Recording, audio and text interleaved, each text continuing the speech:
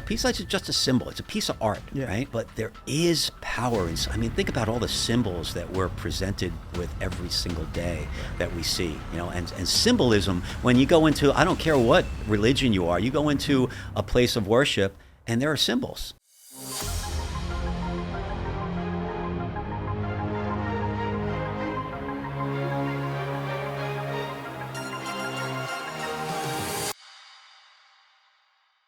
The pregnant woman knew her rights. She was an older woman, right? And she said, no, I don't have to get up, because the state law said you don't have to give up your seat if there's nowhere for you to sit. And there was nowhere to sit. So the cop said to one of the men who was sitting in the back row, said, I'm sure one of you men would give your seat up for a pregnant woman. So, of course, one of the guys got up. The pregnant woman moved. Claudette Colvin still said, nope, I paid my fare. It's my constitutional right to sit here. Got berated, got dragged off the bus. All the while she's saying it's my constitutional right, right?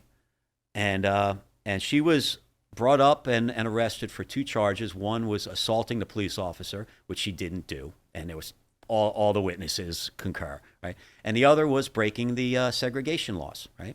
One of those arrests were dropped. One of those charges were dropped, right? And the other one, she got convicted.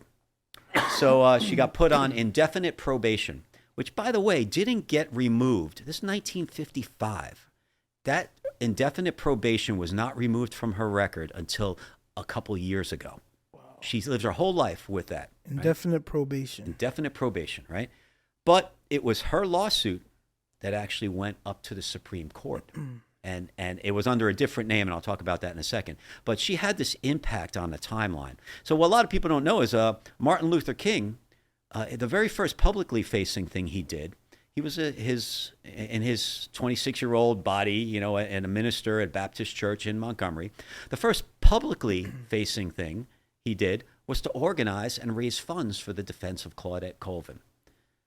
And that's significant, right? Absolutely. And during that time, he learned about the thinking that was starting to happen around, this is actually a reasonable lawsuit that might have legs, right? Now, there had been a Montgomery bus boycott 2 years earlier in 1953 in Baton Rouge, Louisiana. Martin Luther King reached out to the reverend down there to get the scoop. Hey, what's the best practices? We talked about best practices before, right? Yes. What's the best practices that you learned in that situation, and how can we apply it? The Montgomery bus boycott took 6 months to plan. We just learned that it happened after Rosa Parks, but this thing was a concerted effort. Rosa Parks was handpicked to be the person that she was. She was the middle-aged, lighter-skinned, articulate, relatable symbol, right? Claudette Colvin was perceived as the darker-skinned troublemaker girl. And she was, she was pregnant. She became pregnant, right? And she had a baby soon after that. She wasn't the best symbol, right? Yeah, she wasn't the symbol that everybody was expecting for, let's say that situation. Not only expecting, but she wasn't the best symbol to carry the civil rights movement forward, to reach into populations that were beyond just black. She was kind of like the George Floyd symbol of, police brutality of the time, somebody who may have had all these negative things attached to their name. She may have had the same, but in a different way. There's great power in a symbol. Yeah. Without a doubt. I mean, peace lights, I say that, when I talk about peace lights too, peace lights is just a symbol. It's a piece of art, right? But there is power in. I mean, think about all the symbols that we're presented with every single day that we see. And symbolism. When you go into, I don't care what religion you are, you go into a place of worship, and there are symbols. Yes. And colors are a lot of those symbols. Absolutely. There's an interesting story that if we remember to come back to about colors. Yeah. Right. Before we leave, right? I'm gonna take that. Okay. So this whole situation where Claudette Colvin was arrested and everything, right? 2 years later, she's 17 years old. She's still getting death threats. She has a kid by then, and she can't get a job. And she's on probation. So someone could lie and say, hey, I saw Claudette Colvin do something, and boom, she's arrested, right? She moved. to the Bronx, New York, where she worked at night because she didn't want to be recognized during the day and killed as a nurse's aide for the union up in the Bronx. And she retired in 2009. Wow. Right? No one knows or knew about this. And she was living right there in Parkchester in the Bronx.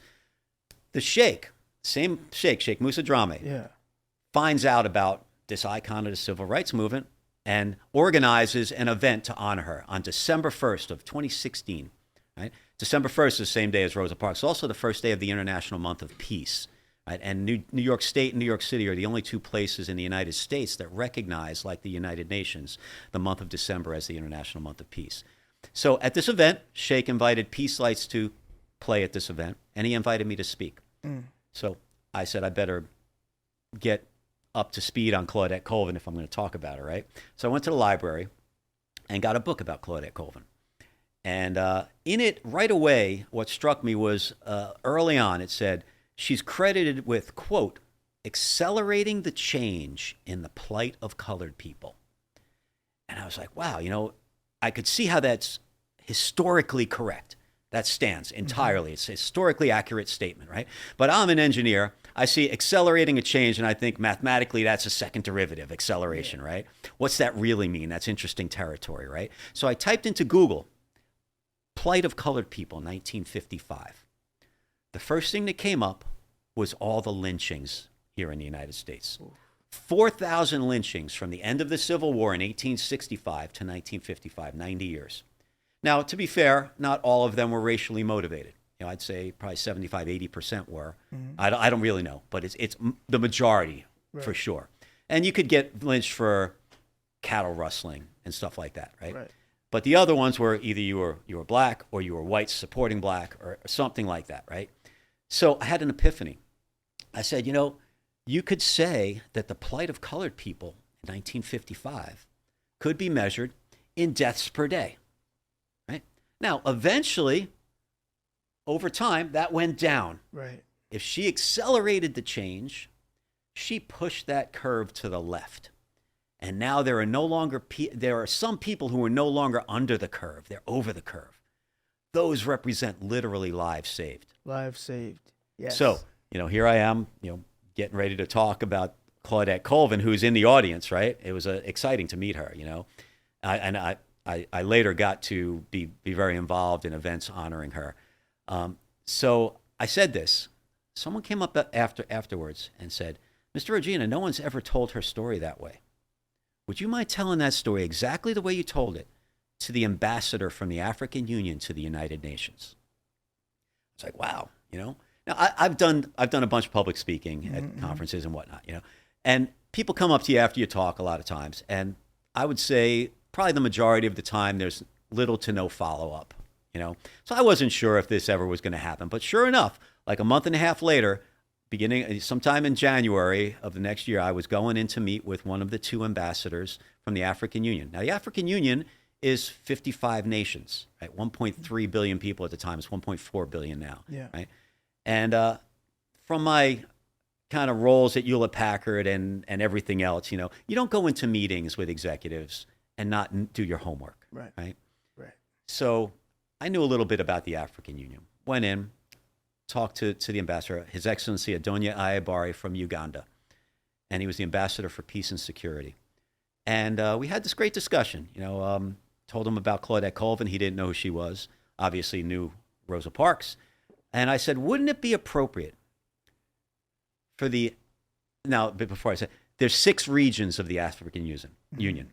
North, South, East, West, and Central in the continent, and the 6th region being the diaspora. Right? Anyone who's ever left Africa and their descendants, specifically including the descendants of slaves. So I said to the ambassador, I said, wouldn't it be appropriate for the diaspora region of the African Union to bring up a motion to the African Union to honor this woman while she's still alive? I said, she should be a continental hero, not only in the continent, but in the diaspora, because it's about the act of standing up for your rights that's at the cornerstone of making things better, right? And he didn't disagree. He said, yes, that would be a very appropriate, thing to happen, but there really is no diaspora And when I talk and when I speak, I like to look out in the audience because I just watch eyebrows go up everywhere. Like, Wait, what? What did he just say? Right. And I said the same thing. Like, wait, I read your charter, I know they're your sixth region, and we got into this deep conversation, right? And I said, it's kind of a weird spin on taxation without representation, except in this case, they're defined as being part, but they have no representation, right? And at some point he stopped me. He says, hold on, I don't meet with people like you a lot. Like, I could see that to be true, and I believe that, right? He says, I meet with world leaders and diplomats and stuff, but you have this outsider perspective, and you know what you're talking about, It's like, would you mind reviewing a document for me and just give me a professional outsider opinion? He said, it would be very timely because we have a review of this document coming up. And I said, sure, I'd be honored to, right? So he calls in his secretary, also from Uganda, and they say some words that I later learned was Swahili, right? And she goes off, and like a minute later comes back and hands him a thick pamphlet, right, and leaves. He turns around, looks me in the eye, hands me the pamphlet, and goes, this is our 50-year plan. Wow. I didn't really pick up on the fact that there was a 50-year plan before getting into that meeting, right? Like, okay, wow, it kind of got real, right? Yeah, right there, it got real. Right, it got real again, right? He gave you the documents. He's like, here you go. And I'm like, you know what? I'm gonna friggin' jump into this. I'm gonna do a real read of this. So I went out and I dove into it, and I started looking up stuff online, and I was looking for something that related back to Claudette Colvin. That was my whole filter that I was putting on the Agenda 2063, it's called, right? And I found it. It's a beautiful document. 7 aspirations for the future of Africa. And what I was impressed with, going back to Bill Hewlett, was they actually have means and mechanisms at a regional level, except for the diaspora, of course, to measure the progress of each country towards the aspirations and sub-aspirations in their 50-year plan. That gave a credibility to me. Right. I'm like, all right, it's not just you're saying stuff and you're not doing anything to track what's going on. So I found what I was looking for. The 4th aspiration of the 7 is for a peaceful and secure Africa. And the words underneath it say, a culture of peace and tolerance shall be nurtured in Africa's children and youth through peace education. I'm like, that's it, man. Claudette Colvin knew her rights that day. Learning those rights would fall under the umbrella of, not fully defined, but fall under the umbrella of peace education, right? And it saves lives. So Claudette Colvin's story teaches us that not only does she literally save lives, that she literally saved lives by knowing her rights, but that peace education literally saves lives, right? Because that's proven in Claudette's story. I searched the entire rest of the document. Not one mention of peace education. And I was so disappointed, honestly. I started going online. I started looking into minutes from meetings and the first 10-year implementation plan and strategic development goals and stuff, blah, blah, blah, right? Mm-hmm. Nothing. Right? So I went back to the ambassador and I said, Your Excellency, this is a beautiful document, but arguably the most important thing in your whole document, you're doing absolutely nothing about. So you have demographics of Africa where you're supposed to triple by 2100, and you're already behind the ball on education. And the fastest growing portion of your population overall is newborns, and that's not going to change anytime soon. Every year you don't do something about instilling, inculcating, and educating and giving the skills around peace, whatever they might be, it's like a compounded sin. Right. That's a wonderful way of putting it. Right. So he said to me, Peter, that's insightful. Not many people would pick up on that, but there was a reason, believe it or not, why that stayed the way it was. And in fact, there were 2 reasons. And first, he wanted to point out that it was a really noteworthy diplomatic event to have 54 nations agree on anything, right? Especially African nations. Yeah, right off the bat, that's like a feat within itself. Exactly. So let's not take anything away. And having unanimity on the 50-year plan was important. Mm-hmm. Now, I said 54. There's 55 nations of the African Union, right? Yeah. In 2013, there was 54 because Morocco was out because they objected to something, blah, blah. It doesn't even matter what, right? They came back. And then they came back and they're in, right? So anyway, okay. But he said, we couldn't agree on what peace education meant. And I was ready for that because I was thinking about what he's going to say, right? I'm like, I didn't quite say it, I said it in a diplomatic way, but it was kind of a weak response, right?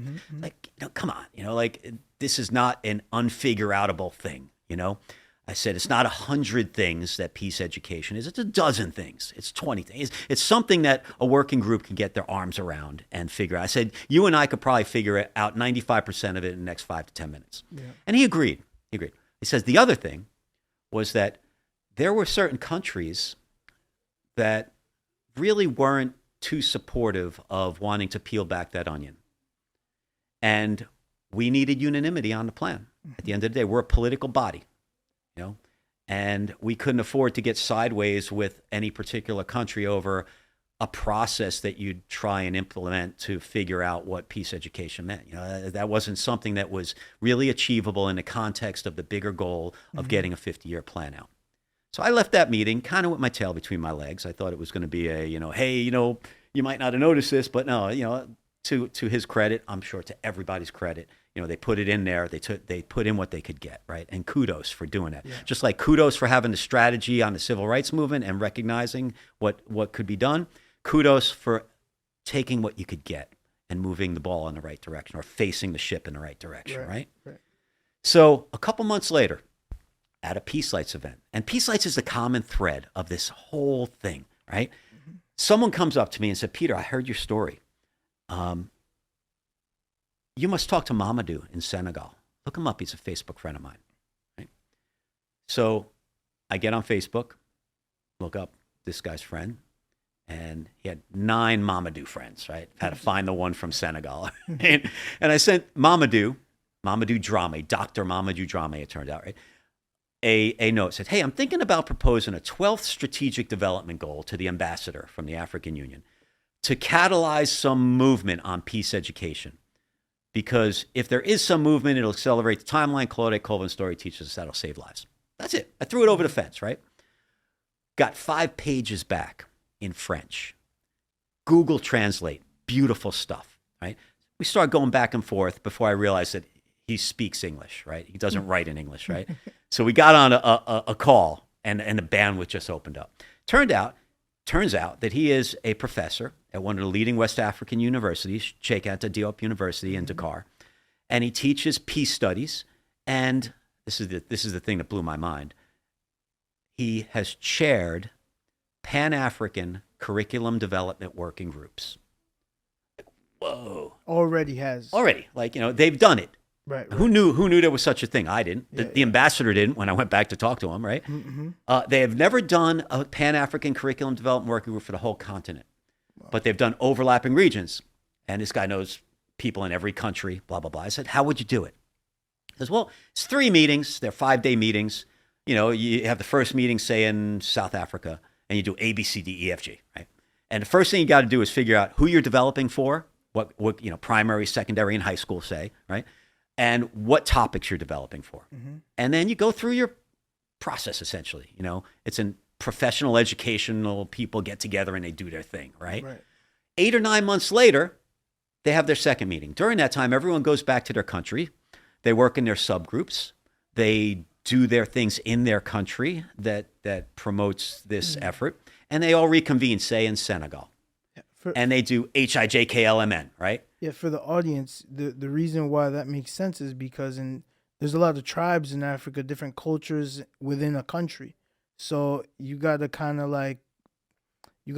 tailor the education specifically for regions, right? There definitely will be differences region to region. Yeah, for sure. yeah. I didn't know anything about tribes other than there were tribes, right? So I wasn't thinking tribes at all. I was just thinking, my high level, there's an advantage to being naive. Yeah. There was I think it was a Radio Lab podcast, and it had astronomers from the Vatican, and they were talking about the advantages of naivete. Yeah. It opens your mind. You don't get bogged down in stuff, right? Yeah. Everyone I used to talk to early on about this notion, they're like, that's too big. That's audaciously big. That's crazy. And you can never. You're dreaming big. And I'm sitting here saying, this is a process, man. You just got to, and it's an inherently scalable process. So this should be doable, right? Yeah. So anyway, he said in the second meeting, you do HIJKL or whatever, right? And then you do a third meeting, say in Addis Ababa in Ethiopia or Tanzania. And you do the rest of your process, and then you ratify, and then, you have what you set out to achieve, right? Like, okay, do you have any financial models for this? I go, yeah, I can tell you how much it would cost to send 2 delegates from every country to these 3 locations, the location, food and drink, per diems, interpreters, security. And I said, send me what you got. And I extrapolated it for the whole country, for the whole continent, and I came up with a number, right? I came up initially with about $7.5 million, which is nothing. Nothing. Right? So I went back to the ambassador, got the meeting, which was kind of a litmus test, because I was like, did he just send me out on special assignment to get rid of me or something like that, right? But he took my meeting, right? Went back, and I said, all right, here's your guy, here's your process, here's your budget. And I remember literally like making a motion with my hand, clean my hand and say, that's my karmic contribution to Africa, right? If you do this, you'll literally save lives. Claudette Colvin teaches you that, right? And he looked at this, and he didn't know that there were curriculum development work groups, and he said, Peter, no one's ever taken it to this level before, but there's still some problems. First of all, we can't do this. It's not in the charter of the African Union to do this. I said, but it's in your charter. You have all this measurement criteria in Agenda 2063. It's like, yes, that's our charter, but it's not our charter to do those things. We're a political body. We can't afford to get sideways with anyone over stuff that they might not want to do. Right?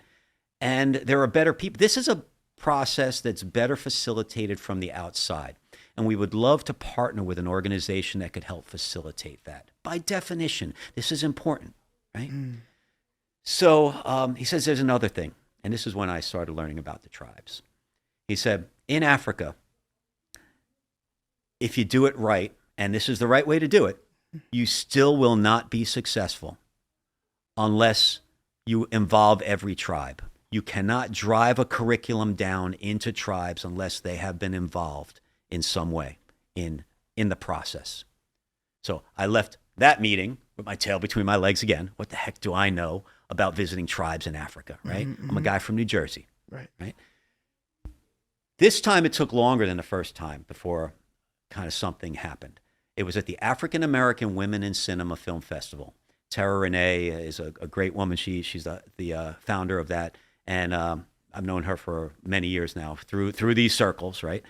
And she invited Peace Lights to play again at the festival, the film festival. Actually, Peace Lights played at a bunch of film festivals. It's cool for a film festival. Yeah, this is great, awesome. Great energy when people are coming into a screening or leaving, or when the directors are talking in the front, off to the side. It's a good thing to have at film festivals.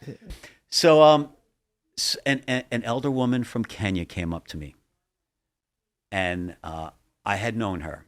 Right, Jennifer Onomo is her name. A beautiful woman. Right? She took my hand and she kind of petted my hand. She looked me in the eye and she said, Peter, you're doing God's work, my son. But they're right. You really have to visit all the tribes. But don't worry, my son, this is how you do it. She brought me over to a table and she sat me down and she laid it out. And by this point of this journey, right, I'm feeling like the universe is guiding me. Right? It wasn't the first time I felt that way. In fact, it had been building that, there's something here that I'm probably not fully aware of, but I'm going to kind of step forward on faith that, I should be stepping on these next things, these next blocks that are being put in front of me. She says, you get teams of 3 and they visit the tribe. You get a retired teacher because they're respected, a retired doctor because they're respected, a retired government worker that's respected. You have to interview for these jobs, right? Maybe a leading youth, right? They go to the tribes, and they're not going to sell them on peace education. They're going to host a day of discussion on peace education. And importantly, they're bringing with them food and drink. That will ensure the elders come. More importantly, You set these meetings up through the women's and children's coordinator of the tribe. They'll get it. They'll understand it. They'll be passionate about it. They'll know the food and drink provider, so you're bringing some value back into the tribe, right? Right. There are women's and children's coordinators in every tribe in every country in Africa. And it's consistent with Resolution 1325 of the United Nations, which I knew nothing about, right? It turns out that after I looked that up, right, Security Council Resolution 1325 says that women should be taking a more active role in matters related to peace, Yes. especially long-standing peace. So I was like, wow, the universe just put a big piece in front of me here. It's like I said to Jennifer, I said, well, how much would you have to pay these people? How much does it cost to bring food to a tribe? Mm-hmm. And I set off to create a high-level, arm-waving, lots of assumptions, all listed, model. I came up with about $12.5 million, right? Initial, and these are bare bones numbers, right? The numbers have grown since then because the scope and effective and impactness of what we're doing has grown as well. But so there you have it. I started looking up. You have 371 tribes in Nigeria, 242 in Cameroon, and in fact, in Cameroon, this is an interesting thing I learned. Right, in Cameroon, they didn't have on record 242. Our country manager in Cameroon, a woman by the name of Lillian Debo, who, by the way, is a person living with disability. She's an amazing, amazing woman, right? She went out and she got people from around the country, and they started doing this census, and they came up with more tribes than was on record at the whatever Ministry of Culture it is in Cameroon. And I tell people that we've already made a cultural contribution to Africa, there. And and then I've had people say to me, well, it's interesting that that's the way it was, isn't it? I said, what do you mean?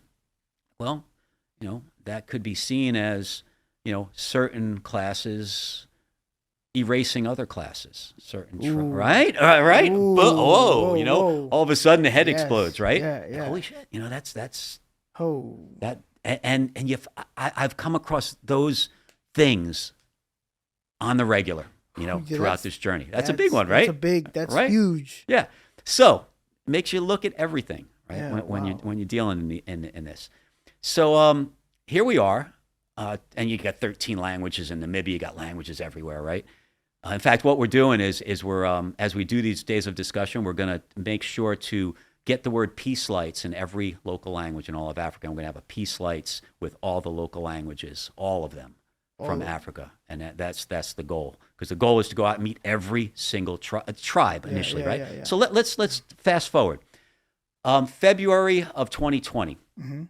I had invested in and formed Project Peace Lights. I kind of paid for that and got this organization, this 501c3 NGO formed. We were going to launch. Peace Lights had done a 1-month installation at the Albano building at the UN. I'd spoken at a couple other things, a bunch of things by then. And the launch for Project Peace Lights, the NGO, because Peace Lights is just a piece of art. Mm-hmm. Right? The NGO Project Peace Lights has a mission to accelerate the timeline for peace education globally, initially in the African Union. And I've had people stand up when I've told this story, and they'd be like, you should stay, let Africans take care of ourselves. Mm-hmm. We have ways of educating our children. You need it more here in America than we need it in Africa. That stuff has come at me, right? Yeah. And How do you handle that?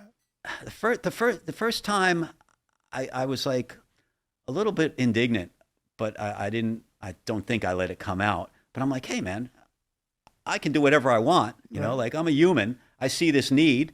Who's to say I can't contribute because you're not doing squat about it, right? Yeah. How are you judging me on it when you're not doing anything? Right? But about I didn't say it like that, right? And afterwards, I think man, I could have, and I actually wrote out, this is what I wish I would have said. Yeah. That's the way you get better. Yes. You got to constantly be striving to improve. So kind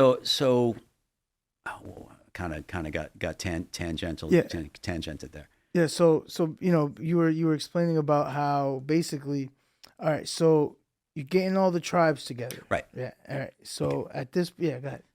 So we were going to launch Project Peace Lights in February of 2020. I was because of all this stuff, and by then, Peace Lights used to play at the Delegates Lounge every month for the jazz night, and jazz night at the UN is like the guitarist is from China, the bassist is from Bangladesh, and so on, and I'd have this little pin on my lapel that Ambassador Arikana Chiambori Kwa gave me. She was the ambassador from the African Union to the Americas. And I went down to D.C. to meet with her to tell her kind of what was shaping up in my mind, right? Mm-hmm. And she said, Aspiration 4 is so important. It's like, but you're an outsider. It's like, yeah, that's the reason I was invited to review Agenda 2063. I am an outsider. It's like, you're going to need help. So she got up, she walked across her office into her closet, and she dug through her closet, and she came out with this pin. She actually gave me 2 of them. Mm-hmm. And she said, wear this. This will help. And I would, anytime I go to the United Nations, I wear this pin, or any event, that's relevant. And I'd have ambassadors from African countries walk up to me, and they'd kind of give me the eyeball, look at the pin, point at the pin, and says, "Where'd you get that?" And I'd tell them, I say, what are you doing in Chad about peace education? And I'd engage with all these. So I kind of got a real feel what was going on by access, right? So the tagline was going to be, this Black History Month, give a gift to the children of Africa. And we saw COVID right on the doorstep. Ooh. So we didn't launch, right? So here I am with an NGO, right? And really kind of in a holding pattern. I started to get invitations from youth in Africa to speak and tell this story on Zoom meetings. And I'd show up on these Zoom meetings, 200 people, 140 people, from all over Africa, right? And the very first one was organized, and the first time I was asked was from a Nigerian named Moses Abalade, right? Mm-hmm. Great guy. And he's actually has an organization called PEPNET, Peace Education Practice Network, right? And I got a question from someone in northeast Nigeria. Said, Mr. Rogina, last week 83 of our girls were kidnapped by Boko Haram. Oh my God! How can what you're talking about help us in this situation? It was like another one of those, like wow, I try and think about what questions are coming before something, right? And I was just blindsided. And I got almost the exact same question a couple months later from someone from Democratic Republic of Congo. But anyway, so meeting after meeting, and then I started getting phone calls. Again, a first call was from this guy Moses, right? Mm-hmm. To his credit, he says, "Peter, I've been listening now to what you're doing. I'm passionate about it. I'm in education. Could I be the country manager for the activities here in Nigeria?" And then it was, Ghana, and then it was boom, boom, boom. Mm-hmm. Before long at all, like a week or two, it was 10 countries, and I was like, hold on. Obviously, it's not too difficult to get people passionate about this because it's a good story, right? And it's impactful. But, I'm not convinced that I even know what it means to be a country manager, let alone that, just raising your hand, makes you qualified to be a country manager. This is going to be work. This is going to require leadership, management skills. We got to do stuff. Details. You got to be mobile on the ground. You got to have your act together in a lot of ways, right? And that's part of the training that we're going to provide, to help provide. But, you got to have the basic skills, Otherwise, it's not an optimized equation, right? You're not firing on all cylinders. I use the firing on all cylinders, by the way, in a lot of my talks. If you look at America and you analogize America to a high-performance 8-cylinder engine, right? Mm. That's America. You're an engineer, so this is how you think. That's the way I think, right? If one of those cylinders is messed up, your whole everything you're screwed, right? The cadence is thrown off now. Right. Everything, even if it's one component of that cylinder, you don't get the performance, right? Right. The population of America is such that one cylinder is African Americans. Yeah. Or diaspora, let's say, which is more accurate, right? Because you got a lot of African immigrants, right? So, it's really important that we focus on all of the cylinders and make all of them optimized, right? And just statistically, just looking at statistics, there's statistically addressable issues in that cylinder. Not that there aren't in all the other cylinders too, but there's a pretty easy case to be made for dealing with some statistical stuff to tune our engine here in America. Yeah. Right? So back to the story. So Africa is now. So here we are starting to get. I said, here's what I want to have happen. I want you all to go out to your networks, and we're going to host a Zoom and invite all the people you want, and we're going to tell this story, and we're going to talk about kind of what it might mean to be a country manager and what has to be done and how we have to measure our success and so on, right? Yep. So there was something like 175 people on this call, right? We had Queen Mother Dolores Blakely give the opening prayer to that. I've had the blessing of knowing her for many years now. And we had a king of the Yoruba people be our keynote speaker. I had first seen the king speak at the United Nations and was really impressed with him. You know, a young guy, very articulate, very passionate, well-spoken, and that's articulate, right? So, and I invited him, right? There is one African kingdom in the United States, and a lot of people don't know that, right? The kingdom of Oyotunji has been in existence on the United States, down in the islands in South Carolina since 1970. And the king is King Adejuegbe Adefunmi II. Great guy. And I took my son, we actually visited and stayed for a few days down at the kingdom. And it was a great experience. I'd really encourage anyone in the audience, like if you're road tripping, if you're down in the South Carolina area, go visit the Kingdom of Oyotunji. It's like they just kind of dug it out of Africa and placed it there. Popped it there. Yeah, like it was really cool. So we started to get a lot more people interested in these roles and started to formalize the gatherings. And there has been some changes since then. So the Africans, and I feel like I'm kind of uniquely positioned. I can say the Africans, Right. The Africans said, we don't want to visit the tribes. It's like, no, we got to visit the tribes. That's what the ambassador said, and it makes sense, right? Like, no, but Africa is more than tribes. There's caliphates, kingdoms, chiefdoms. There's Egypt. There's cultures. And so I was like, well, what do you propose? And what came out of that discussion? And I'm a facilitator, right? One of the taglines of Project Peace Lights is "By Africans for Africa." I'm just a guy who's facilitating. Yeah, you're right? the broker in the deal. Right. I'm just kind of there, right? Yep. And so they say ethnic groups, and we want to do these days of discussion regionally in the countries. So there's 31 regions in Tanzania. We want to do 31 days of discussion. Like, okay, well, what's that look like? You got to kind of hire a person, you hire a region manager. So you're creating jobs, which is good. You're creating 31 jobs. Yep. And we have later come up to the conclusion that we want to include all the refugee camps too, right? Because certainly refugeeism is one of the threats to peace, right? Especially with with climate change and everything like that. It's not like that's going to go away. And it's not like they don't have anything to say about it, right? Yep. So there's 3 refugee camps in Tanzania. So you got 34 jobs you're going to create right there. And you got a country staff. You got people who are going to facilitate these days of discussion, drive the conversation. These region managers, their job is from the day they're hired, 6 months later, they deliver their day of discussion. Right? That's their job. And if you're going to do 1 per week, you're going to hire 1 new region manager every week. If you're going to do 2 per month, every other week, you're hiring a new region manager. And you're logistically managing this like a Microsoft projects project, right? Right. And you're doing it the right way, and you're taking names. And you're checking off boxes of every ethnic group that you can that you have to come in contact with. And even like there's a statistically significant portion of Chinese people in Cameroon. Make sure they're covered. They have to also have their own. There's a lot of Hindu presence in West Africa. Make sure that population is not forgotten. Right.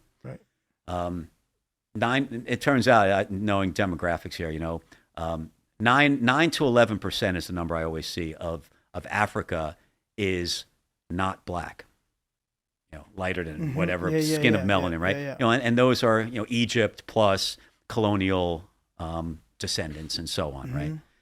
And to put that in context, that's like California. Like it's a lot of people. Yeah, it's a lot. It's imagine California being, the part of Africa that's not African. Right. It's a lot. That is a lot of people. So we get to this new model of regional days of discussion. Start talking about that, and I credit the team in Tanzania for coming up with the extension of this idea. Now, part of what Peace Lights had been involved with was playing at a lot of these events. And because of the screens that we'd bring to the events, there are other organizations that sometimes want to share a screen, or, hey, can I use the screen to do this? It's always yes, right? So one of the organizations that I met early on was Youth for Human Rights International, the largest human rights education organization in the world. They have presence in 120-something countries. I think I heard of them. 24 languages, and maybe it's more than 120 countries, 24 languages though. And they got a curriculum. They got a PSA for each of the 30 human rights. And it's all professionally done, all professionally managed. They're non-affiliated, they're secular. They get a lot of funding from different organizations, a lot of Scientology. Scientology provides a lot of funding, but all other organizations as well.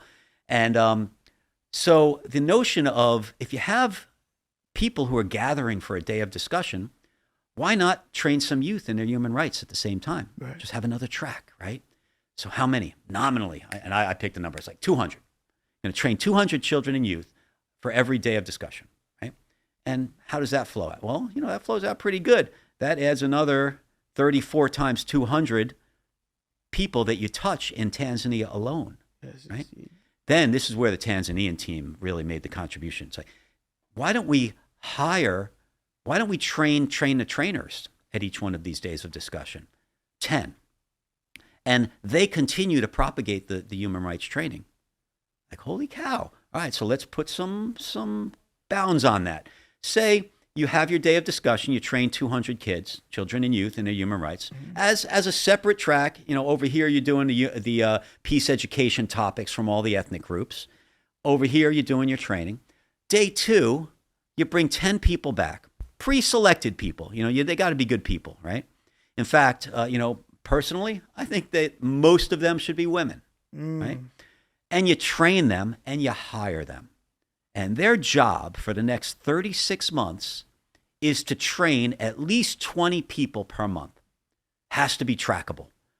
Got to take names. Yeah. You got to have that checked by the region manager, right? So you're going to continue the region manager's job after the day of discussion. Maybe not as busy as they were, but, you keep them employed, at least part-time employed. And if you start running the numbers of what this equates to, and you got to blockchain that because you just would be processing payroll too much to try and make that work, right? Right. So you bring some, and you want to avoid any corruption anyway. So blockchaining is a good option. Throw some technology at that. Yeah. You wind up at the end of the day, after you're all done in about 5 years, you have trained 251,600 children and youth in their human rights as a byproduct of accelerating the timeline for peace education, which has to be done anyway, and it saves lives. Wow. So now, you're creating now over 400 jobs in Tanzania. And that's just one country. It's just one country. One country. My brother. It's pretty audacious of a thing that scales, but you can do this in every country. Yeah. And then you could start to say, look, why wouldn't you get sponsors for each one of these days of discussion? So you start approaching all the large corporations in Tanzania and Nigeria and Cameroon, everywhere, and you say, you're going to sponsor the food and drink at this state's day of discussion in Kenya, right? And your name's going to be right there, and in the afternoon, it will give you 10 minutes to talk, whatever, that's an easy thing to do. Yeah. Right. Yeah. And their incentives to come in and be a part of it. Yeah. Right. And you get your name associated with peace. It's like a legacy building thing. Yeah. For the leaders in the country, it's a legacy building thing to support this. Yeah. Right. I'm saying, we should be approaching the phone companies. Hey, the phone companies, why don't you throw everyone who does over 50 people a month, throw them $25 in data. That's a big deal. Yeah. That's a big ass deal in Africa. That's a big incentivization. Yeah. I don't know if that's a word. Yeah. But you're incentivizing for the people to actually not only they have new jobs, but now you're incentivizing them with, oh, now, whatever phone company out there is going to give me $25 worth of, that For example, that right? might be 3, 4, 5 months of data. Right. Really. You know what? If all these trainers are really blockchained, Yeah. they have to have smartphones too. Yeah. So that has to be built into the budget, maybe donated, Yeah. maybe, we need computers, hey, IBM, hey, Hewlett Packard, we need projectors, hey, audiovisual companies, Sony, and Toshiba and, all the projector manufacturers, these are opportunities to do corporate social responsibility work that really has demonstrable results. I have someone, you won't believe this. This just came to me.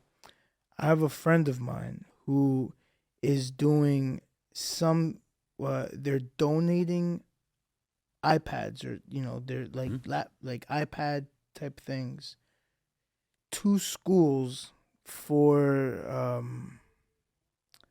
I guess it's they're gathering data but through the iPads, but it's to circle back and give the data back to the school systems. Mm-hmm. So it's something, and I may be able to make a connection with that guy because he owns a company that's building these little iPads out that may be of use for the children of Africa in some way. We want to talk to those sorts of people. We want to talk to those sorts of companies. We're looking for television sets to put in. People donate TVs to us. To me, I keep them down in my basement. I loan them out. I put them in schools. I put them in stores. I bring them to the UN. I bring them, wherever I need to go. And some of them die. We had a 60-inch Samsung that was beautiful. I used that at the band shell in Central Park and a few other, and then it just died. Eventually it died its death. But we've had a couple others, and we're always looking for the nice monitors. Because the idea isn't that Peace Lights is not meant to be the main thing in an event. It's a background element, that just has energy. So that's one of the things and so I'm driving down the New Jersey Turnpike one day. And all this is starting to really get gelled, right? This is going to happen, right? Yeah. I said, the gold mine in Tanzania, one of them did $1.6 billion last year. I looked up, right? I'm like, man, they should be giving us $5 million a year for 3 years. At least minimum. And then I started, that model of leveraging the natural resources in Africa to fund ongoing peace initiatives is what it should be anyway, right? Yeah. So I said, I would like to go, and I said to the team in Tanzania, I said, I want to go to this gold mine and I want to ask them for $15 million, right? And I'd like the country of Tanzania to maybe consider throwing them a tax credit for it, maybe 3 or 4 years from now, and make them whole. Maybe not give them the rate of return that a gold mine expects, but that's CSR, man. This is corporate social responsibility. Give them back, 60%. Make them whole. Yeah. Do a gesture. And what that does is not only we'll take that gold mine and we'll put their name on every day of discussion in every country. Yeah. The gold mine happened to be in 8 or 9 countries already, covered, right? Yeah. And you are really making a significant contribution to the future impact in Africa, right? But Tanzania, then, if they do that part, they get to do something anyway, but they get to do it with an exclamation point, that they maintain their reputation and they build on their reputation as a peace leader in not only East Africa and South Africa, but all over Africa. Right. And their model becomes the model for the rest of Africa. And the notion of, everyone talks about the resource richness of Africa. You got a lot of problems that need to be solved. And this is a beautiful way to solve it, right? This is one of the ways, and being that I was in the United Nations for some time, hearing all of the ideas, and this is a very wholesome approach to finding meaningful solutions to educate our children, to help help the youth, because it all starts at the youth. The youth is they're the key to the future. They are period. Youth and women. Yes, they are the keys to the future. And if we can't find ways to better their lives, better their circumstances, get them tapped into the technology, get them to feel included in the world stage as a people, give them resources so that they can also function in a net positive, moving forward, with where their trends are moving forward. If they're not forward thinking, and they're what we see on television, kids running around in sand and just pushing, playing with beat up tires. If we don't shift that narrative and get these children to become, the leaders of tomorrow, we're going to be in for a big, it's going to be a rough ride for Africa. Especially for Africa. Now that what I found out, going on 2 years ago now. Yeah. We're working with an organization called African Youth Architects, an amazing youth-led organization, and they are dedicated to doing education and training of youth. They've sponsored and gotten a very impressive number of youth higher on the ladder of education, and they do great things. They're organizers, they're efficient, and I can't say enough about them. They had a graduation ceremony for one of their groups that was going through, and it was on Zoom. It was 2 years ago, so it was 2 years ago, 2022. It was kind of still in COVID time frame, right? And I brought Peace Lights onto the Zoom, right, like we talked about before. And I was listening to the keynote speakers. And one of the keynote speakers, Sekou Kamara, spoke about how lucky the graduates were to be graduating in Africa. And it blew my mind, okay? I think the numbers are probably low now, but 192 million kids go to primary school in Africa at any one time. There are 54 or 56 million kids that don't go to primary school in Africa. It makes up a majority of primary school kids that don't go to school in the world are in Africa. Wow. And it's not because they're in the middle of nowhere, or because they're girls, or because their parents can't afford it, or they have to work on the farm, or whatever. It's because just there's not enough schools. Not enough schools, Bill, yeah. Now, if they're lucky enough, these kids, to get through primary school, there's only room for 35% of them in secondary school. Think about that drop off right there. That's huge. And think about that in the context, this event that was the 200th event. Right? I was asked to give a talk on moral development, right? Yep. In the context of peace education, right? And if you look at how we develop as humans on our moral and character development sort of way, if you drop out of school at the end of primary school, you're not fully developed, man. If you get through secondary school, there's only room for 50% of the kids in high schools. So right in that crux, you're missing these major milestone moral and character development stages that the kids just aren't getting, right? And then it goes on. There's only room for a certain number of kids in college, young adults in college, and so on. Now, yes, any future solution is going to, again, build on best practices. So you're going to be remoting education. You got to get computers all over the place. You got to get libraries. There's smartphones, everything. All that stuff has to hit, right? There's one capital city in Africa that does not have a public library even. What? You want to take a guess? If I had to guess, Cameroon. Nope. Juba, South Sudan. Sudan. Yep, they don't have a public library. But there's efforts underway to put a public library. The land has been granted. It's related to a Project Peace Lights person who's helped a lot. His name's Elbo Chual. And that library, when it's built, is going to be named the Claudette Colvin Library. Really? Yeah. Shit. Yeah. What? Yeah.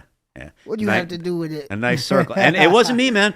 I tell you, another thing that really wasn't me, when the Biden administration came in a couple years, 3 years ago now, the youth from Africa, they kind of came up with a plan, and they sent a gesture of peace to the incoming administration. That gesture of peace was they had youth, and it was from over 20 countries in Africa. They took pictures with peace lights, and they pulled it all together in a short video, and that was the gesture of peace to the incoming administration. Right? So there's some kind of tangential, real cool things that are kind of happening. So Peace Lights has had a life of its own for a long time. I'm along for the ride, man. At this point, it's picked up its own steam now. It's just rolling. It really has. It's really rolling. So so now we're at a point where we kind of have a very credible plan. Peace Lights is established in 30 countries in Africa.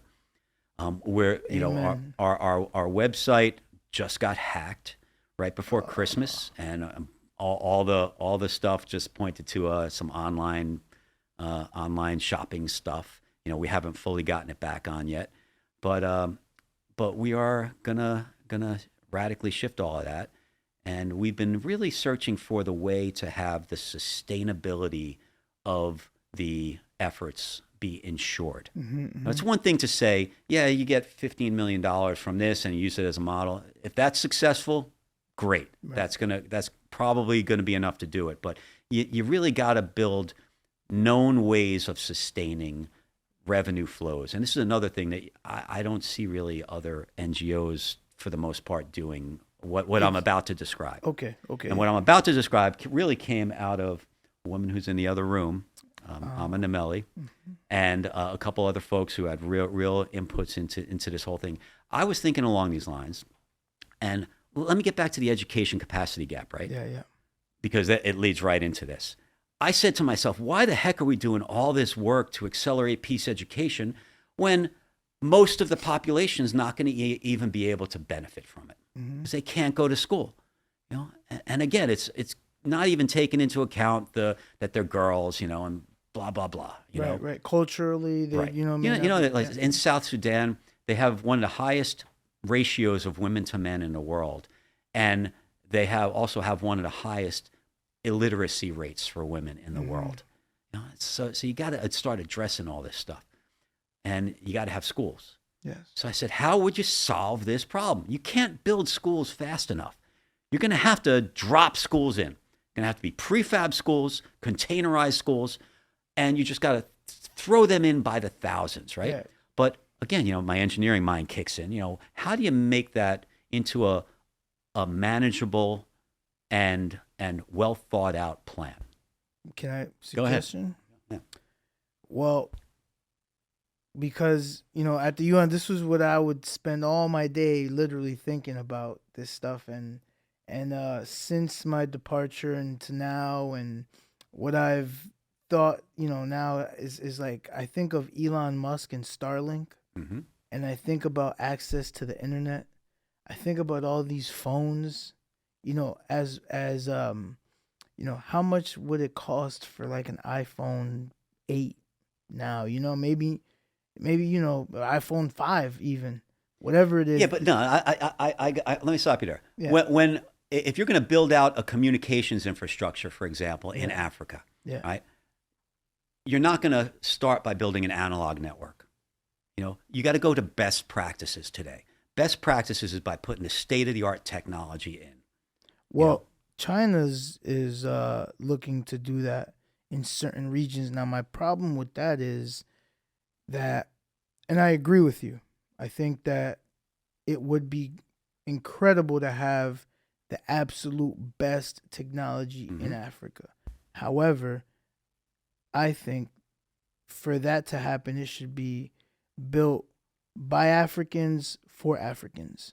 You understand? Where we don't have other nations from other places coming in and putting places and countries in debt for some resource. So what I think is, we start off small, we educate our people, we give them the foundation that they need in order to, from there, take the reign and kind of build their own, communal thing, because it's like, Grassroots sort of yeah, thing. yeah, See, the grassroots approach, in my opinion, is the best approach, because there's so many different people. You can't make you can't make hot dogs, and maybe here in America you think, oh yeah, hot dogs, we go to the baseball game, everybody's gonna eat hot dogs and soda, but over there no one's eating pork.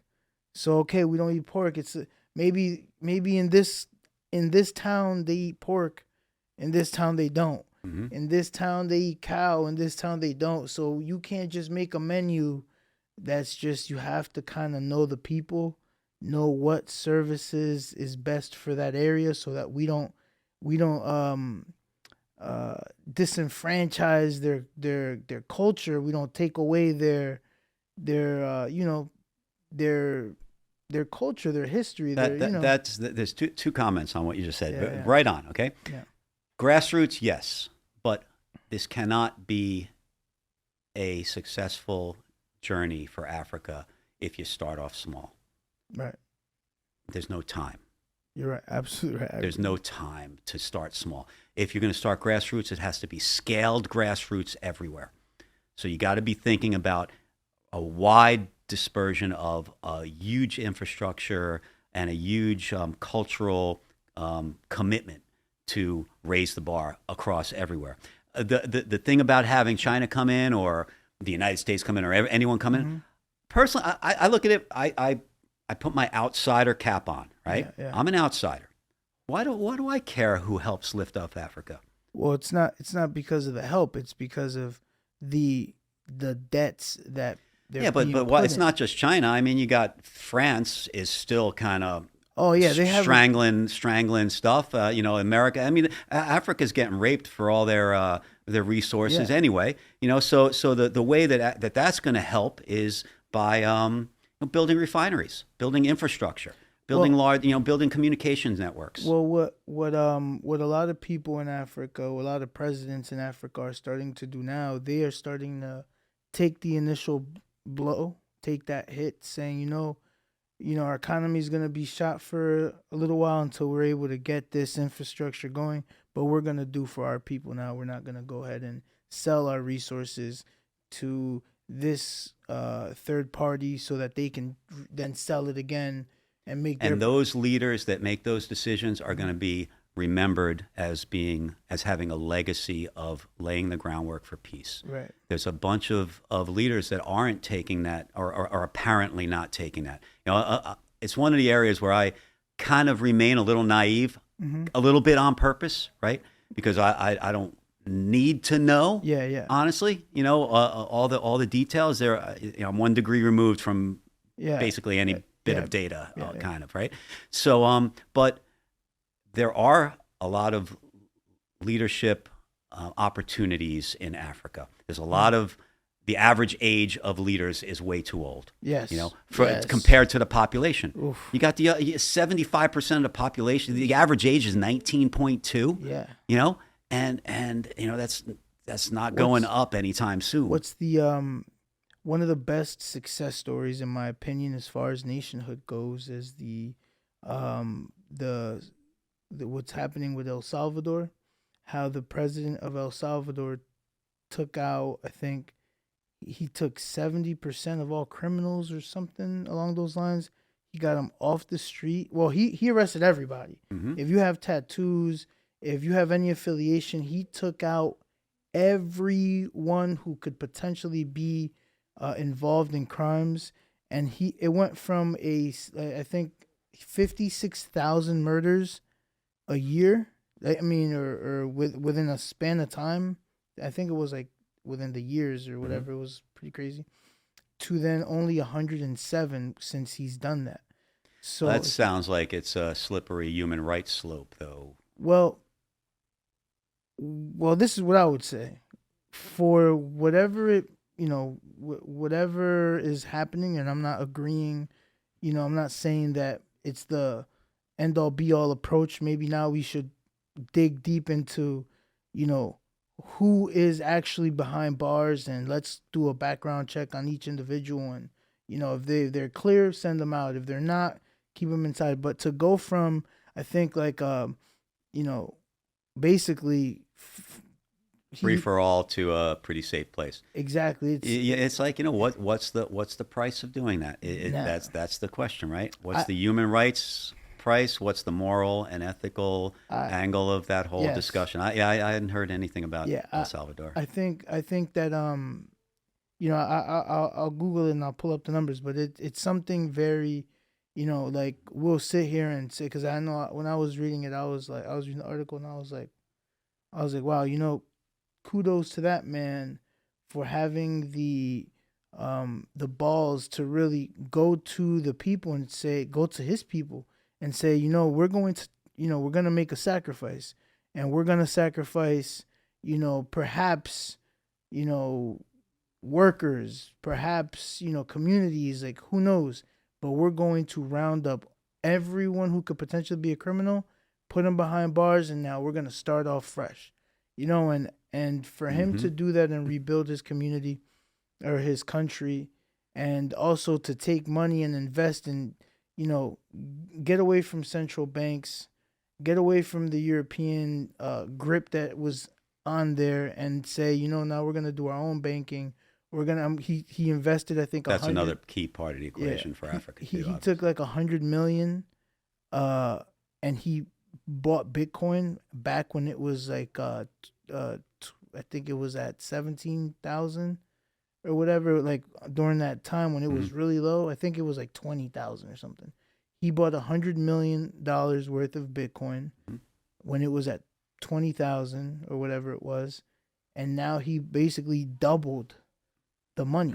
So it's That's not a lot of money in the big picture. no, but it's more than, I mean, more Made than a what hundred million dollars, man. can't really Hire the people to vet all the people you threw in jail exactly first. whatever he uses that for, whatever. Point is, he's doing something different, taking a different approach in Taking a his bold, he took bold action. yeah, See yeah. it. We'll see what history lays down as his Yeah, legacy. yeah, exactly. Mhm. Exactly. Who knows? I mean, maybe my vision of him is not. I don't really spend too much time studying El Salvador, Mhm. what's going on, but based on what I've heard, my naivete, I hope that what the actions that he has taken will help push forward his country The to results that he yeah, achieved will yeah, help push forward. yeah, So, yes, well, exactly. in Africa, there's a lot of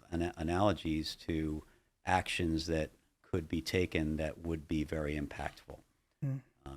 And a lot of them center around training for youth and children and women, Yeah, yeah. youth and women especially, and bringing value back into the communities that drive a lot of the revenues. So you got mining communities that, in Tanzania, the goal is to have the mining community contribute an extra 10% to the GDP within the next year or two. Right? So that puts a lot of strain on miners, right? You Yeah. got a lot of mining people. Mining isn't the best, most healthy Yeah, profession it's not necessarily, the practices for the mining industry is out there and now. there's a lot of pollution. There's a lot of health issues. Child slavery. Yep. Even yeah, exactly right. If you look at environmental concerns, South Sudan is a train wreck, man, because of all the oil that's seeped into the ground and birth defects are through the roof and stuff like that. Hmm. So you got a lot of ways that and it's good to say, hey, let's become more efficient in mining, but it's only good if you say, and let's apply some of those resources to make the communities more prosperous, because peace isn't the lack of war. Peace isn't just peace is kind of prosperity. Hmm. Peace is the ability to be prosperous and not at the expense of someone else. Right. So and that's one of the elements that we're trying to carry forth with kind of the last piece of the puzzle, which we put in place. We talked about how do you create something that sustainably funds peace-related efforts like Hmm. Project Peace Lights, right? Hmm. So in this last year, a lot of work has been done to stand up an umbrella organization that we're calling Project Peace Institute. And Project Peace Institute has what we're calling sustainability pillars. and it's the business end of this stuff. Mm-hmm. Because we're going out and we're saying, hey, we have this beautiful Project Peace Lights story, and we're looking for philanthropic investment. And some of these large donors are saying, sounds good. I'm also interested in maybe, a large infrastructure project. I'd throw 50 million at a refinery and take a cut for the next 20 years or 50 years or something like that. What do you think you can do? Well, by definition, we're going to be talking to every government and every ministry, in every country. We could probably make some connections. We can find out where there are opportunities, maybe connect some dots, for which we take maybe a commission on a transaction, maybe the sale of some gold or diamonds or whatever, or some other commodity.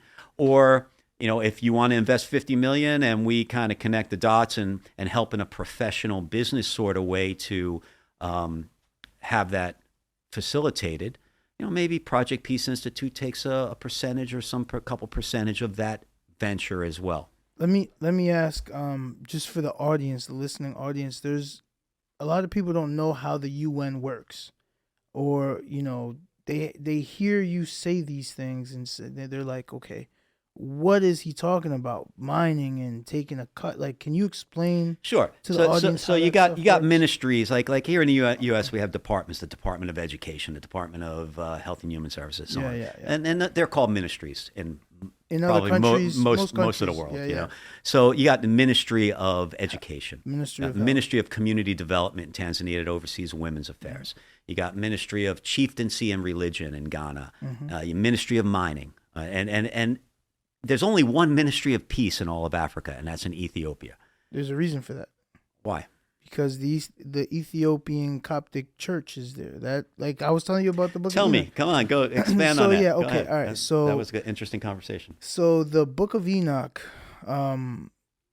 it's in the area. It's not called Enoch. It's called Henoch. So it's with a H and a K at the end. So in the Book of Henoch, it's a religious text. It's one of the oldest religious texts, and it's like the groundwork for the rest of the world's, pretty much religious books, right? It's that book as well as the Book of Jubilee. Those two texts that predate the Bible, So during that time, when they started creating the churches and kind of establishing temples, they, for whatever reason, in the Ethiopian region, they just said, you know what? Well, we're just gonna make the center of, like, the Vatican, the center of religious ideology is there, and it was the epistemology of religion was there, like the thought and the thinking of religious, how to put it together, and it just started there. So, that's why. So how does it relate to why Ethiopia is the only Ministry of Peace? Well, so anything that deals with ecclesiastical anything, and mind you, I'm giving you that answer, but it's like I would really have to look into their charter to see, exactly where they're coming from. But for the most part, any religious, like all ministries, they got to get signed off by a diocese that is coming from a Coptic church in Ethiopia. So, like, if you were to follow the trail of where the seals are coming from, they all going to be under the seal of the Ethiopic churches, and so that's just how For all religions. For all religions. Wow. Yeah, all religions, they all go to, it's like the ancestor of religion is their headquarters is there. Yeah.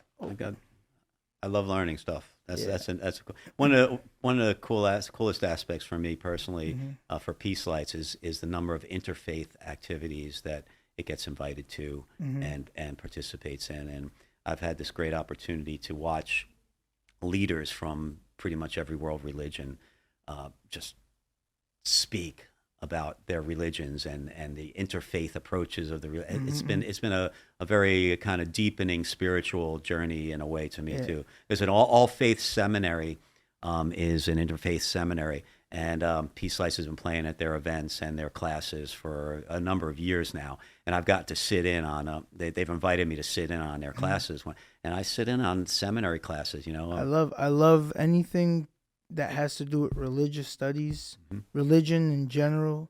I am a fan. You know, I really love all religions. Like love. It doesn't matter what, I don't care if your religion is praying to whatever. It don't matter to me. I just want to learn about it. I like to know the history behind it, because it plays such an important part in us as a people, as society grows and as we evolve, what's next? Like right now we're Christians, Muslims, this, that, the third.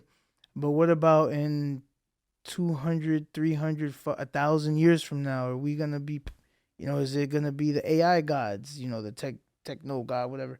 We don't know how religion evolves. And we would like to think that it stays the same, but it really does evolve and My change. guess is my tea leaves look at it is that interfaith is the way of the future. Mm, You know, every major religion it's there's more similarities than differences. yeah. And you look at the teachings in the Bible and even the Old Testament and the Yeah. Hindu religion, the Jains, the Buddhists, the Mm, Baha'is, and everybody says the same thing. we all say You know, the it's all the same same thing. thing. Yeah. Everyone seems to focus on all the differences and the dogma and so on. And that's not where it's at. It's like And the youth are gonna know that. the youth That's already they know already that. they already Yeah, know it. they don't Right? want to hear So about all it. this stuff they don't Yeah. want any of they don't want to hear the excuses of the adult Yeah. world. The You know, old the old people, the old yeah. the elders, right? Yeah. The elders have a place. They're to be respected. They're to be learned from. They're to be honored, right? Yes. But take your problems with you. We're Mhm. gonna fix the Yes. shit you left with Yes. us, right? And I take it upon myself to be open to religions and let everybody know, let people that I talk about religion to, that I respect their religion. It doesn't matter Mhm. what religion. I want them to feel that I am a part of their religion, that because I like the knowledge of it. So I want to know where, the Bible comes from, and I want to be able to meet someone who's like a hardcore Christian. Mhm. I may not be a hardcore Christian or a hardcore Jewish person, or whatever their background is. I want to be able to educate them on, hey, did this history about the Pentateuch in the Bible and this and Mhm. that, just so that I can have like common ground. Yeah. Because that's my passion is really like I love theology. I love and I see that there's a lot of youth that also love theology, but they're not into the debate of it. I Where, think it's going to be taught in a better way going forward to youth and by youth. Mhm. I've also enjoyed like what you're talking about, learning about different faith traditions. I try and call them, but especially I think my eyes were open to Sikhism and even Scientology. Now, I think that there is such value in every religion. I have Dianetics. I have the book. I read I read most of Dianetics when I was in high school, and I couldn't get through it. I was too busy as a teenager. L. Ron Hubbard. L. Ron Hubbard. They say he was racist. I don't know. Yeah, I don't know about that. He said. I mean, he has said some racist things. Who cares? I don't know. No one's really know. here nitpicking. Nope. Point is, overall, the overarching message. I would say that there's a lot of pretty amazing things that he was responsible for having happen as well. Yeah. Oh, of course. This is what I'm saying. Like when we speak, it's like we go into the Bible. Some people say that in the Bible it says that black people have the curse of Canaan, and then other people say no, white people have the what's it called? He stuck his hand in the thing. He took it out. Leprosy. That white people have leprosy, and then they say that if you're not Jewish, you're heathen. And it's like everyone is the ultimate victim. We all have like everyone's a problem for everything. There's always it's like that's such a low level way of thinking, and the youth doesn't want to hear it because the And youth, they shouldn't be wasting cycles on that yeah, discussion, the right? youth, There's other things that should be talked about. yeah, they don't, like we don't spend time, you know, how like we don't have Jim Crow no more. We weren't raised under that kind of like it. We're not that close to it. We don't have like the, that like, oh, I feel like I'm like, Jim Crow has a tail, though. you know what I mean? Yo, absolutely. I'm not saying that it it's not prevalent or there's not a And that thing. that's where how many generations does it take to get rid of a prejudice, say? And you can reset that timeline by one act of violence, Yeah. So and look at what's happened in the Middle East, I Oh mean, yeah. I mean, just a couple years ago, there was a march of Palestinian women and Israeli women, and it's like the women are not being listened to, right? And they marched from Gaza into Israel for I think it was a 2 week march, and the whole thing was about we want peace, Right. like get the people talking who need to talk, Mm-hmm. and no one listens to them. So it's going to be the youth. It It's the has to youth. be the youth. 'Cause I mean, don't- even here in the United States, I would love to see a youth party, man. That we got dysfunction, mirrored dysfunction. it's old people. Old people do not want to give up. They don't want to give up their power. Twitter, for example, I'll give you an example. Twitter for a brief moment of time, X now, was a complete like free for all. You can say whatever you want. Mhm. It doesn't matter. The increase of the N word went up like 500, like I think it was like 5,000%, something crazy, right? It became like the most racist spaces and this, that, the third. However, what they found is that even though that happened, people were more unified than ever. Like you had people who were literally white supremacists and literally like black supremacists were coming in the middle, and like it was like you had pages that had both groups, and everyone was just in there commenting, saying whatever, but it got nasty, it got crazy, but everyone knew that there's a common ground here.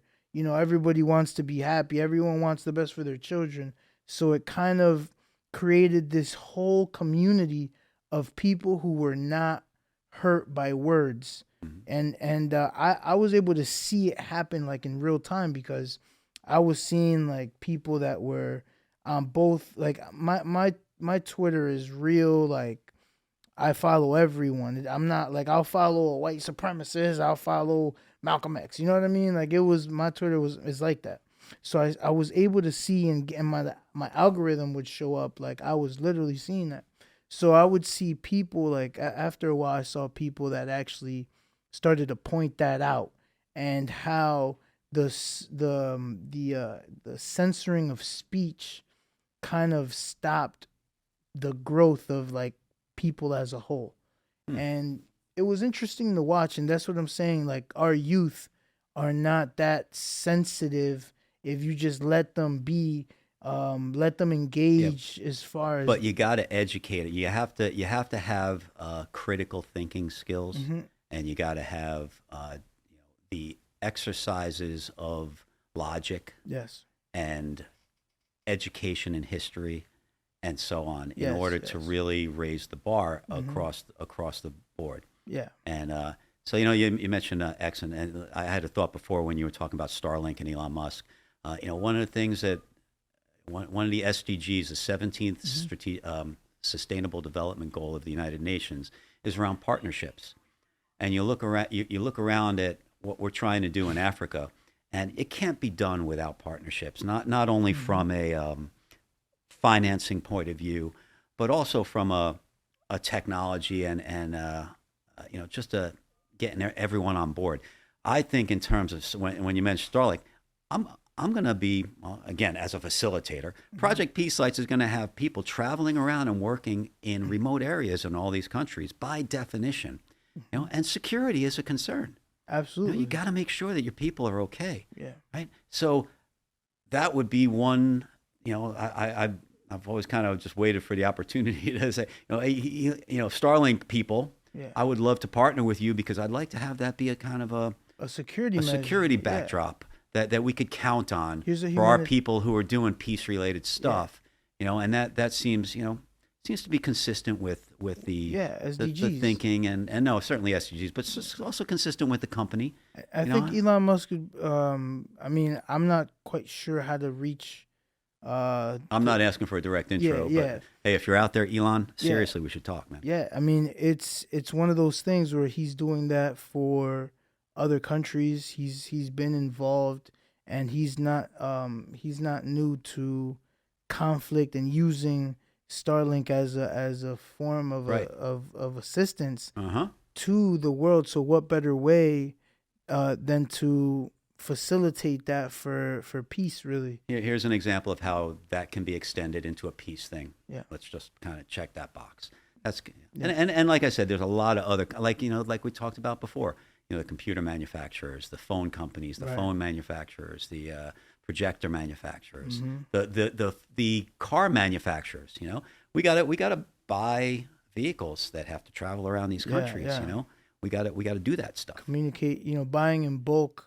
Getting things. So that's what Project Peace Lights is about. Trying to strike relationships and try, for example, now we can say, listen, we'd like to help you help us help you. Right? Yeah. And what we want to do is, why don't you let us represent 10 metric tons of your gold on the open market? And just out of the commissions on that, we'll probably be able to hire 400 people. Right. And by the way, one of the tenets of what we want to do with Project Peace Institute is make sure that there's value that go back into the communities where the resources, where the work needs to be done. South Sudan, we maybe it's in a form of let us do something, whatever. We'll figure it out. But we go and we have that discussion broadly everywhere, just because that's what we're setting up. We're setting up specifically to do that with a stated objective, with very transparent goals here. And we're saying, look, we want to build that Claudette Colvin Library in Juba. We want to raise the bar all over the place. We didn't talk about the piece. We didn't close out the education piece. So, what should be done is there should be a scientifically based, GPS based model of where the population growth will happen, down to the small little region, right? And every time you model this growth, every time you have a little circle that you can draw around this many people, you say that needs to be a school of configuration A, B, or C. And these are the three prices of A, B, and C. And therefore, you can say, hey, in 2030, this is what the model. We need 6,000 schools of this variation, and that's going to be $25 billion. And how big would would you pilot programs? Level it? I'm talking about just doing the analysis. So you're saying, for example, let's say for the state of New Jersey, right? Let's say state of New Jersey has 1,000 schools. Just throwing that. No, let's use an African thing. Okay. Let's say the country of Nigeria. Sierra Leone. Oh, Sierra Leone. Okay. 16 regions, I think, in Sierra Leone, and but the population is as it is, and you let scientists say this is what the population is going to be in the next year, 2 years, 3 years, every year, every month. Just run it, run the simulation, right? And you'll say like immediately ground, T0 times 0. You're already behind the curve by 8,000 schools in Africa in your 55 countries, right? That equals at an average cost of $3 million a school. That's there's $24 billion right now, right? So arguably you could immediately have actionable data that says, hey, World Bank, why don't you throw me a loan for $24 billion? Right? But, you propagate that 1, 2, 5, 10, 20 years in the future, and now you have a real basis of estimating not only how far behind you are, but how quickly you can start to manage catching up. Yeah, that's And actually and good that has point. value right down to the regional level. And Mhm. there's no reason in the world why that cannot be done today. Yeah, that's a good. That's actually a very logical and sound model So to that's one of project the forward. things that Yeah, we want to keep funding towards. yeah, Right now there's two things. There's Project Peace Lights, and there's that capacity. I call it the education capacity gap crisis right. in Africa. Right? And the third thing is we want to keep a focus on training youth, providing that training in all professions, I mean, trades and professions. you're essentially 400 employees that are going to go out there, be leaders of their respected area and region. That's going to create. I mean, this really levels out the whole entire country. It reaches everyone at all. It's like a very sound system of educating the youth to become better and better, and you could just build upon it as you know, as the countries grow and as the countries become more, you know, like I guess civil and more, you know, their operations are running smoother, and the children are getting more equipped to get into the workforce, because it's a lot of moving parts in order to see government work. So as we're educating and changing, and as things are moving, you can just kind of then go from one region to the next region to the next region to the next. And pretty soon, Part of it is you can't go in like a bull in a china shop and say, hey, hey, Nigeria, this is what we're going to do, yeah, because it's going to be different. It's going to be different in Liberia and Nigeria yeah, and Chad, Sudan, wherever, right? yeah. So you got to go in and kind of be flexible to say, is this going to work in the with the, I think it's 190 chiefdoms in Sierra Leone. Those are those you can't just come in and trample You over got to these implement things. a model that's going to be. You got to respect all the chiefs. You got to respect all the kings. You got to respect all the sovereign nations everywhere. Yeah, Right? I mean, yeah. we had a whole great discussion the other day about sovereign nations, even here in the United States, Oh yeah. and some of the treaties that are being looked at, and they're the same sort of thing. There's an analogy between some of that and some of the stuff that's in post-colonial Africa, because they came in and basically upset the apple cart on purpose. Conference of Berlin. If you don't know what that is, look that up. Conference of Berlin, 1886, I want to say, 84 or 6 or something like that, and that was a concerted effort to bring Africa to its knees. If there were groups that were getting along, they split them. If they weren't getting along, they put them together. I mean, easier to control that way. Yes. On purpose, right? Now you're going back to the fact that, colonial powers have been kicked out largely, maybe with some tails on economic stuff and so on. And but now, where did the cards land? Where should they land? Where rightfully should they land? I mean, and to give a U.S. example, look at the Delaware tribe. Yeah. They had a treaty with George Washington to fight in a Revolutionary War. And part of what they were going to get was they were going to be the 14th state. And they were going to get paid for stuff in their territory. And they were going to get a percentage of the commerce that went up and down the Delaware River. What happened to that? And why did it not happen? And, is it reasonable that, and I'm not just, and let's expand it now, that all Native Americans, should have the ability to take care of their people and put in place infrastructure that they can benefit from. Not, and I don't think that necessarily would be done to the exclusion of everybody, but why wouldn't there be a reckoning of some of those agreements that were made? Well, I could speak directly to that, and to cut through the red tape here, because if the Native Americans knew that, if the Native, imagine like you have a house and you don't know it's your house, what would you do when you realize that it's your house? You're gonna stop paying taxes. You're gonna live differently. It's gonna be a different. Hold on, wait a second. So I've been paying you taxes, and this whole time you should be paying me taxes.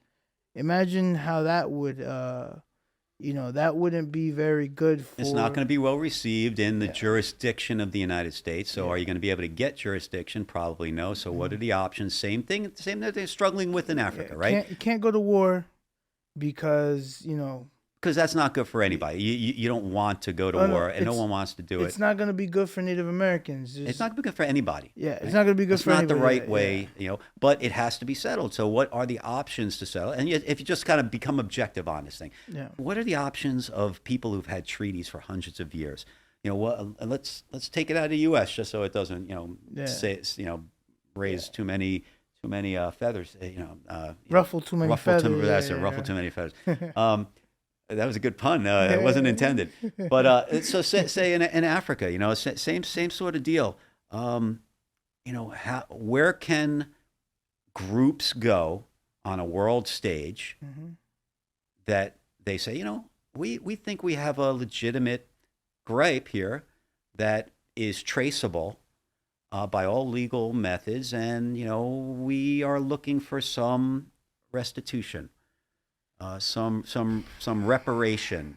Well, Reparation's a good yeah, word, right? yeah. Um, Reparations. so Is you get yourself into the Hague, you get yourself into World Court, you get into yourself the maritime law, and you really got to be good at understanding kind of what is America really. hmm America is a country. Well, what's that mean? It's like in Scientology, they talk in terms of clearing words, right? Yeah. And it's one of the fundamental things in education where, you got to clear a word. If you don't know what a word is, you should stop. Yeah. Stop right there. Figure it out, Find it. and then continue on, right? hmm Same thing. What's America? Well. And so it's a deep thing, and Mhm. I'm not an expert on it by Yeah, any yeah. means,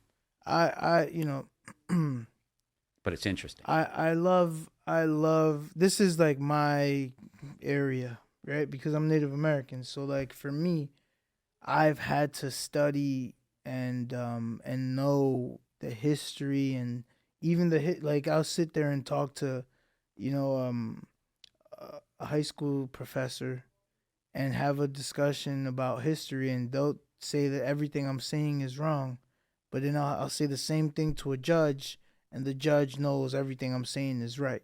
So it's one of those situations where the history is not for everyone because it's too much, it's too deep. It's like some people feel a certain kind of way about it, and there are a lot of bad actors, and so for that reason, I can understand why it would be like a shock to people to kind of um, imagine a group of people who are not ready to be in positions of power, you know, wanting to be in positions of power, and it can't happen. It's like you look at Donald Trump. He said something. He said, "Oh, Africa has a lot of shithole countries, right?" And you could sit there and debate it whether what he said was right. If we look at the situation of a lot of countries, they're not in the best conditions and best situations. But we're not either. We're in a better situation, but are we in the best situation for what we have available and the access that we have? You know, are we just gonna look at the infrastructure? Or are we gonna look at also the people? If we look at the people, I think that's more indicative of the situation where like of the country than if we look at the infrastructure, because here in America we have wonderful infrastructure. We have, everything is great, gravy. However, the mind of the people is kind of like, Yeah, it's a train wreck. yeah, And going to a what mental I health think crisis. people don't realize is that we're sitting here in 4% of the world. We're 4% of the world. hmm If you ask, I don't know, I would guess that the average American would think that we're way bigger than that. Oh yeah, we And are the our world. heads are way bigger than that for We sure are too. the world. And so that that's one of the things I think technology is going to help bring. Once this immersive, we get a little bit more further ubiquitous with immersive imaging Mhm. and stuff like that, where you can virtually travel in a real way that includes the dimension of empathy So, Yes. experiencing the content and the way we're normally used to experiencing it in Wow. stereo, moving your head, Mm-hmm. looking around, and having that subconsciously tap into those areas of our brain. It's like watching The Song Remains the Same movie versus going to a Led Yes. Zeppelin concert. And Yes. the energy is palpable, right? Very So great point. Wow, that's I never thought about. I gave a that. talk in 2010. It was the largest 3D because the whole government thing I did was around immersive imaging and kind of early real world based virtual reality. And I said that there's one medium left to mankind, and it's this real world immersive based imaging. And if you look at mediums throughout mankind, there are two things that each medium had that made them stand out. That capital M, medium with a capital M, and one was that it brought significantly more information than had ever been available at that time, and the second was that it changed the world. So going all the way back, what was information? Cave paintings, right? That might tell you some stuff, right? That impacts your future, right? Right. Smoke signals, communications at a distance. That's a medium. Carrier pigeons, right? Drums. Drums was probably the first one, right? Yeah. Then you get on, The bell, uh, the well- church bells. They use those as also, or like Yes. the horn, all those kind of things. So you got like printing press. Oh yeah, The that's Pony Express was a medium Yeah. because now you have shorter amount of time between stuff. And as time went on in history, the amount of time that it took a medium to become ubiquitous always got shorter and shorter and shorter, right? So the starting with the printing press, that was an interesting one. Fast forward, you got photography. You got stereo photography. What's that? 3D photography. Now you could argue, if you have photography, you just take two pictures, they're a stereo pair. It's how did that change the world? Certainly, it has more information, right? If you look at a 3D picture, you have Yes, depth. yes, You have a feel for the environment that may not equate to full empathy, but you have a feel, and maybe you're getting a little bit of the way there, right? But the way that changed the world, surprisingly, there was a 3D photographer called Matthew Brady. Back in the Matthew Brady in the Civil War, and his photographers went out and they took 3D pictures of the battlefield after the large battles in the Civil War, and those pictures were so powerful that they changed a lot of rich people's minds about how invested they were going to be in funding the Union Army. So that 3D photography, it made a difference, right? Fast forward, telephony, radio, right? And then telephony, and then TV. What's telephony? Telephone. Oh, Telephone. Morse code. Morse code, right? So the telegraph was one for sure, right? So I would say that, television was certainly one. Color television, I don't think so. No, that's an extension. Yeah. It's just like video over the internet. No, the internet, yes. Right? So what's left? And my posit in 2010 was there's one left before we start interfacing directly to the brain. And that is this immersive imaging, right? This ability to look around an environment and feel like you're there. And because we get desensitized to media, right? How many times could you watch Sally Struthers with a starving kid before you just glaze over? And the same thing with when the 9/11 happened and the towers went down. That played. And I'll tell you, I traveled on the first day you were allowed to travel on planes. After that, and I went to California, and the experience there was different.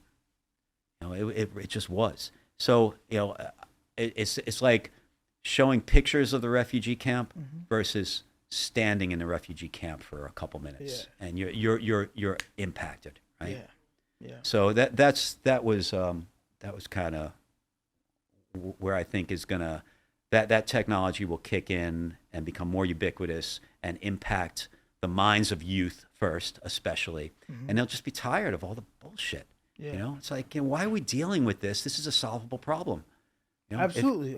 If you're not solving it, if you're old, get the fuck out of here. Yeah, that's we'll put you into a position where you can be an elder statesman, an elder advisor over something important and get respect.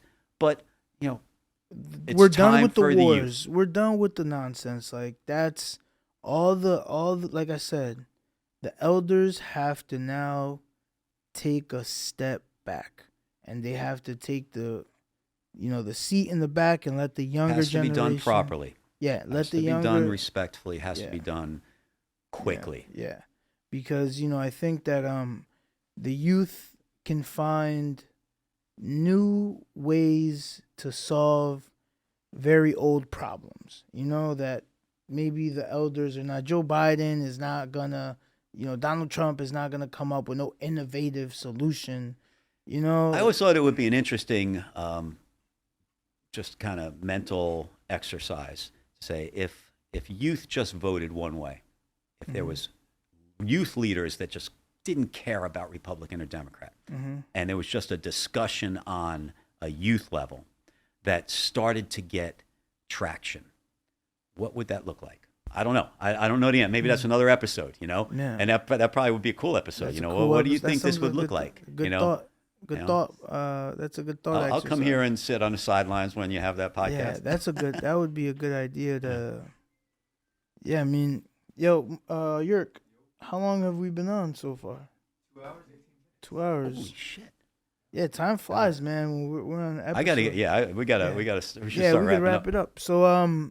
So yeah, I mean, This is like a few podcasts. yeah, and we have another podcast coming up later on this evening too. So we got to prepare for that as well. So, um, what an honor it is. I mean, we didn't schedule the podcast to be for today, but it just so happened that the universe, the Most High, there's plans things, like so. Hmm. Today is the perfect day to have the perfect discussion with you, and for that I'm grateful. I'm very thankful. I Um, appreciate you. yeah, You do great work, I and you appreciate it. have done for a long time. Your commitment to even I tell all the youth that get themselves involved with the United Nations Hmm. or any organization, but Hmm. especially the United Nations. That doesn't just happen. No one hands that to you. Hmm. You went out of your way for a reason, and you were pursuing something, and you got yourself into those circles. So kudos, Yeah, and I thank you, appreciate that thank as you, well. thank you very much. So to your audience, take a look at Yes, projectpeacelights.org, yes, please. and we'll have that up again, and the donate button will be working. Yeah. And you'll have the ability eventually, if not right away, to donate to particular We're countries. we're gonna be asking for your link so that we can put it on the video in our description, so that people can donate and support the cause. And also, all your information, your link, if any website, Instagram, anything that you have, if you'd Yep. like to share that. We're building all of that right now. So Okay. we're looking for volunteers, interns, and people who are going to help. I have so many pictures of events and videos with, like I said, people performing and this with peace lights, and it just man, there's no shortage of content. Yeah, we're gonna reach out. We're gonna reach out. I know there are a lot of college uh youth who want to get involved in the United Nations, who are looking for a way in. So I will 100% reach out and help you in that regard. To Wouldn't try. it be great if there was like when it hasn't happened yet, but it will happen. I have no. We're going to start to see pictures coming of peace lights playing in college campuses all around the world, Mm-hmm. at events around the world, at concerts around the world. You're going to hold up your phone at concerts, and you're going to get pictures, Yeah. and everyone's phone's going to be playing Yeah. peace lights, right? Yeah. I mean that's going to happen. It's gonna happen, It's brother. going to happen. I It's going to see. happen, I man. see it. We are witnessing a moment in time that has to pass in order for the future to come. And when the future comes, we're gonna be there to witness, the peace lights and its symbolism and what it represents. And I know that it resonates with the youth. I can't speak for the elders because I don't know I what find the I tell you, I find it resonates with everyone pretty much. Everyone kind of acknowledges the energy. Yeah. Some people don't get energy, Yeah, but that's that's right. okay. It's okay. But most people are like, yeah, it's a good element in an environment. Yeah. That's why it's always important to just not let it be eye candy. I've always felt, Mm-hmm. Yeah. because there have been times where I was supposed to speak and they didn't call me up. Like, all right, it still wasn't a waste. I Mm-hmm. kind of a certain percentage that's going to happen. Right. But most of the time, the reaction has been not almost universally, everyone It's positive. just digs it. Yeah. It is positive. So yeah, man, thank you so much Thank for you. being here, and we're going to wrap the show up, and we're definitely gonna have you back on, hopefully sooner than later. And with that being said, guys, thank you guys for tuning in, and until next time, peace.